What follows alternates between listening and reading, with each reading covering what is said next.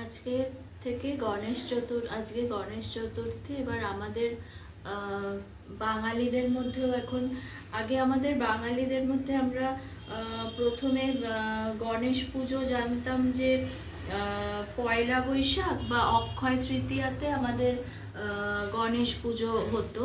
এখন অবাঙালিদের মধ্যে গণেশ পুজোটা খুবই মানে প্রচলন ছিল।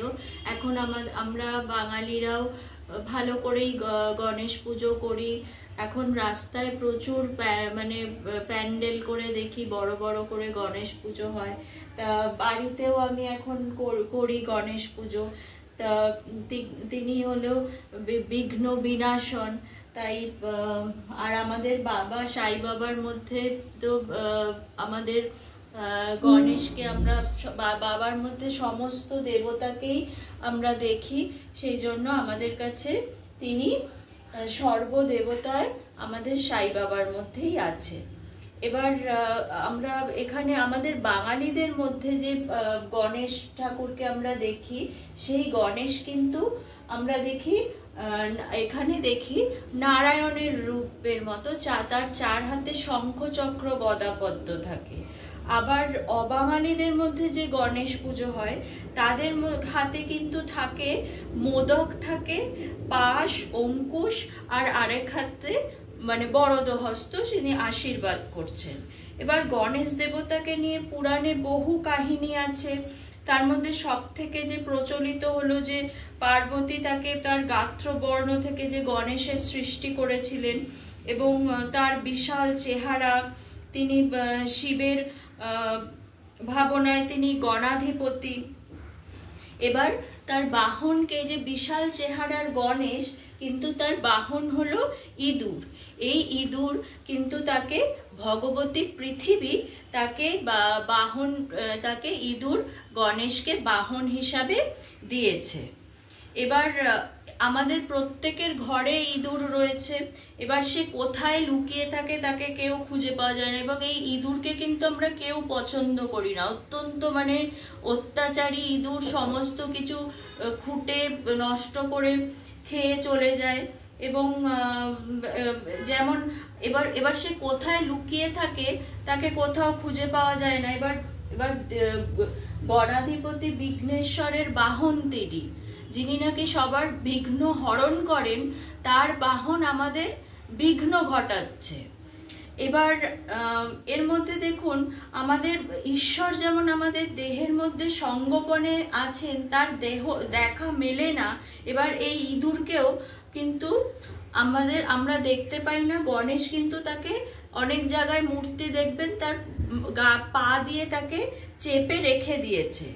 যেমন অনন্ত গুণসম্পন্ন ভগবান, সেই জায়গায় দাঁড়িয়ে তিনি তাকে বাহন হিসাবে যখন বেছে নিয়েছেন, এবং তার বিশ্বাস ভাজন হিসাবে ইঁদুরকে তিনি রেখেছেন, এবং তাকে নিয়ন্ত্রণ করার দায় কিন্তু তাহলে গণেশের উপরই পড়ছে, এই ইঁদুরের যে নিয়ন্ত্রণ করার। এবং সেই জন্য আমাদের কি করতে হবে, ঠিক মতো ভগবান গণেশের শরণাপন্ন হতে হবে।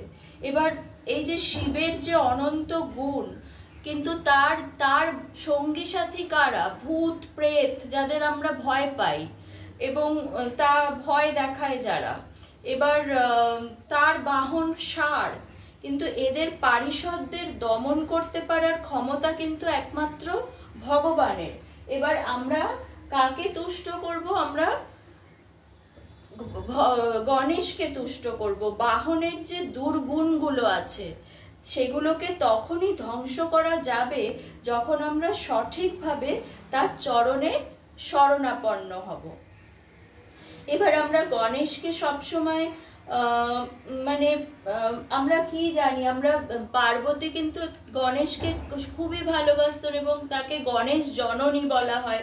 এবং মাতৃআজ্ঞা পালনের জন্য বারবার গণেশকে আমরা দেখি মাতৃআজ্ঞা পালনে তার মস্তক ছেদনও হয়েছে, এবং এই কথা তো সবাই আমরা জানি। এবার তিনি তো একদন্তা, তার একদন্তা যে ভগবান গণেশ কি করে হয়েছিলেন, এবার এইটা একটু আপনাদের সঙ্গে একটু শেয়ার করব। এবার একবার মহাদেব এবং পার্বতী একান্তে তারা সময় কাটাচ্ছিলেন এবং গণেশ সেই ঘরের বাইরে ছিল। এবার পরশুরাম সেখানে এসছে। পরশুরাম তো আমরা জানি যে তিনি তার যে পরশু বা কুঠারটা তাকে মহাদেব দিয়েছিলেন এবং তার যে পিতাকে যে কর্তবীর্যজন যে তাকে পিতাকে হত্যা করেছিলেন, তারপর সে মানে ক্ষত্রিয় হত্যা করবে সেটা সে একদম প্রতিজ্ঞা করে 21টি ক্ষত্রিয় হত্যা করে সে পুরো মানে একটি রুধির বানিয়ে, সে রুধিরের একটি মানে বানিয়ে সে মহাদেবকে প্রথম সেটা জানাতে এলো, খুশির খবর। কারণ সে মহাদেবের ভক্ত, মহাদেবই তাকে সেই পরশু দিয়েছিল। এবার সে এসে বলল যে আমি এক্ষুনি মহাদেবের সঙ্গে দেখা করব। এবার গণেশ তাকে বলল যে না, আমার পিতা এবং মাতা একান্তে সময় কাটাচ্ছে, এখন আমি তো কিছুতেই তোমাকে তার সাথে দেখা করতে দেব না। তারা একান্তে সময় কাটাচ্ছে এবং তারা কিভাবে রয়েছে, কি করছে আমি তো জানি না। তখন এতে পরশুরাম বলল আমি তার বালক সমান এবং আমি সেখানে যেতেই পারি, আমি একটু যাব, মহাদেবকে প্রণাম করব, করে চলে আসব। এবার গণেশ কিছুতেই তাকে যেতে দিচ্ছে না। এবার পরশুরাম তো মানে প্রচন্ড রেগে যাচ্ছে। এবার কিন্তু গণেশ হলো পিতৃ ভক্ত, সে কিছুতেই কোনোভাবেই কোনো তার কথা শুনবে না। এবার পরশুরাম কি করেছে, এতে দুজনের কথা কাটাকাটি একটু ধস্তাধস্তি হচ্ছে। এবারে সে দেখলো যে পরশুরাম তার পরশুটা হাতে তুলেছে। এবার গণেশ কি করেছে, আগেই সেটা নিয়ে সেটা তিনি ছুঁড়ে ফেলে দেন সেই পরশুটা। অত্যন্ত ক্ষুব্ধ মানে রাগে সেটা নিক্ষেপ করলেন গণেশের, এবারে ছুঁড়ে ফেলে দেন এবং সেই রাগে পরশুরাম কি করলেন, পরশুরাম সেটি নিয়ে গণেশের দিকে নিক্ষেপ করলেন। এবার গণেশের যে মানে এতটাই তিনি মানে বুদ্ধিমান এবং এতটাই তিনি কর্তব্যপরায়ণ, তিনি জানতেন যে এই কুঠার, এই যে পরশু, সেটি কিন্তু তার পিতার দেওয়া এবং এটি কখনো ব্যর্থ হয় না। তাই একে অমোঘ করার জন্য তিনি নিজের বাদিকের যে দাঁত, সেইটা পরশুর সেই দাঁত দিয়ে সেই পরশুটাকে গ্রহণ করলেন এবং সেই যে মানে দাঁতটা, রক্তমাখা যে দাঁতটা, সেটা মাটিতে পড়ে গেল। এবার এই কলহল শুনে কিন্তু শিব পার্বতী বেরিয়ে এলেন। এইবার পার্বতী তো মানে সাংঘাতিকভাবে রেগে গেছেন এবং তার মানে ক্রোধের কোনো সীমা রইল না। এবং ব্রহ্মাণ্ড পুরাণে এটি খুব সুন্দরভাবে রয়েছে যে মানে পার্বতী তো প্রচন্ড মহাদেবের উপর রেগে গেলেন যে এই যে এ তোমার কিরকম ভক্ত, যে তুমি একে কি পরশু দিয়েছো, যে পরশু দিয়ে যে তোমার সন্তানকেই সে মানে কিছুতেই থামানো যাচ্ছে না। তখন এখানে আছে খুব সুন্দর একটি মানে এটা দিয়েই আমি শেষ করছি। এই সামনেই তো আমাদের দেবী পক্ষ আসছে, তা এবার এই তাকে থামানোর জন্য স্বয়ং বিষ্ণু নেমে এলেন এবং বিষ্ণু নেমে এসে তাকে, আমরা তো মানে এইটা জানি যে এই দেবী পক্ষে আমরা সবসময় যে এই গানটা শুনে থাকি যে আইগিরি নন্দিনী বিশ্ব বিনোদিনী। তা এই যে একটি শ্লোক আছে, এটা এই ব্রহ্মাণ্ড পুরাণে, যে পার্বতীকে থামিয়েছিলেন বিষ্ণু এসে এই যে পরশুরামের উপর যে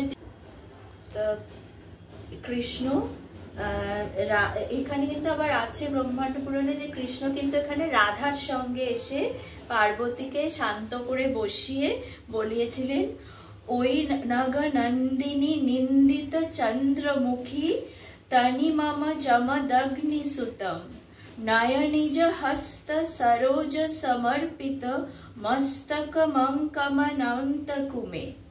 মানে তুমি যমদগ্নি সুতম, মানে যমদগ্নির তো ছেলে পরশুরাম, তাকে নিজের ছেলে মনে করে তার মাথায় হাত দিয়ে আশীর্বাদ করে তাকে কোলে তুলে নাও, মানে তাকে ক্ষমা করে দাও।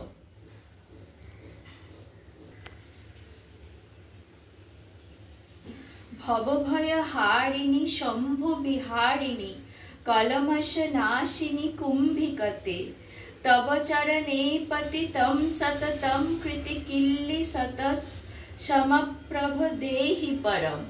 মানে তোমার চরণে পড়েছে, জানি সে পাপ করেছে, কিন্তু তাকে বর দাও, তাকে ক্ষমা করে দাও। তা এই শ্রীকৃষ্ণের এটা দিয়ে এটা শেষ করছি যে দেবীকে তিনি তুষ্ট করেছিলেন এইভাবে। এই যে গণেশ যে একদন্ত হয়েছিলেন এটি কিন্তু, এবং এর থেকে এবং একদন্ত যে হয়েছিলেন এবং তার থেকে তার সবকিছু, তার পুজো আগে করা হয় এবং তার শিবের সমস্ত যে গুণ, তিনি গণাধিপতি এবং তিনি বিঘ্নহর্তা গণেশ। আজকে গণেশ চতুর্থী এবং খুব ধুমধাম করে এটা বিশেষ করে মহারাষ্ট্রে খুব ভালোভাবে পালন করা হয়। আজকে একটু মোদক বানিয়েছিলাম প্রথমবার, তা সেই জন্য একটু কাজু বাদাম আর চিনি একসঙ্গে বেটে নিয়েছি। তারপরে সেটা একটু কেসারের সাথে দুধ দিয়ে মিশিয়ে নিয়েছি, আর একটু পেস্তা আর আমন্ড একটুখানি রেখে দিয়েছি। এবার ওই ছাঁচে মোদকের ছাঁচগুলো রেখেছি, এবার দুধ দিয়ে ভালো করে ওই কাজু বাদাম বাটা, চিনি আর একটু কেসার মিশিয়ে ছাঁচগুলোর মধ্যে দিয়ে দিয়েছি।